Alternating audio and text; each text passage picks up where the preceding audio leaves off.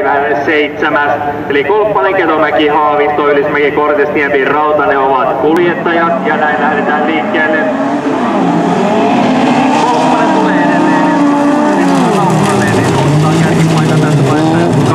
Kolppanen kyllä. Kolppanen hyvin päivä päässyt sitten tuohon. Hän on tämän kilpailun 6.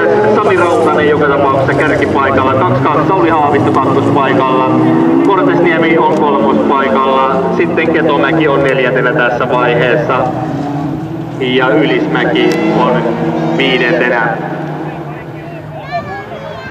Haavisto lähtee hakemaan ohitusta tuolla pitkällä Volvolla Rautasesta ja ajattaa Rautasen miinaan siellä, ottaa kärkipaikan. Rautanen saa pidettyä nippanappa tuon kakkospaikan hallussaan ja Kortesniemi lähtee sitten yrittämään ohitusta. Ei onnistu ainakaan vielä. Sauli Haavisto pitää kärkipaikkaa tässä vaiheessa hallussaan. Rautanen 2, Kortesniemi kolmospaikalla.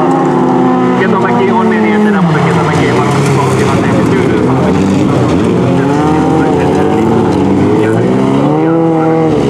Kolmosen jälkeen saa jälleen jatkaa kilpailua. Haavisto kärjestä Rautanen, Kortesniemi kärkikolmikkona 103. Ketomäki on 4. ja pääsee Ketomäki nousemaan kolmospaikalle, nousee sinne Kortesniemen rinnalle ja lähtee kiertämään tuota ulkoa. Pölyn seasta katsotaan monetena pääsee sitten Ketomäki tulemaan ulos. Ja nyt Kortesniemi pistää hieman hanaa, tuleeko sieltä kolmospaikalle, ei, ajattaa itsensä pitkälle ja samalla ajattaa myös Rautasen ulos siinä. Ja Ketomäki nousee kakkospaikalle. Kierros matkaa maaliin Haavistolla. Haavisto on myös karannut tuolla kärkipaikalla. Edelleen 103 on sitten Ketomäki kakkosena ja sitten Kortesniemi. Ja nyt on Rautasella ongelmia siellä on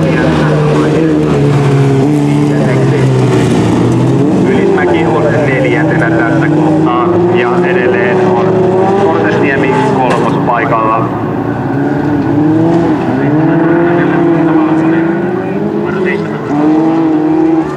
Ja kilpailija numero 17, mustavalkoinen lippu, lipun syynä kiilaaminen.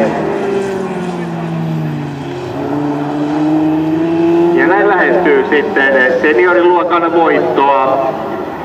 Kilpailija 22, Sauli Haavisto, onneksi olkoon, voitat tämän Markennus IM:n ja kakkoseksi tänään 103.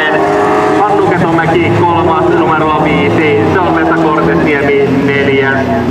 Teijo Ylismäki 5.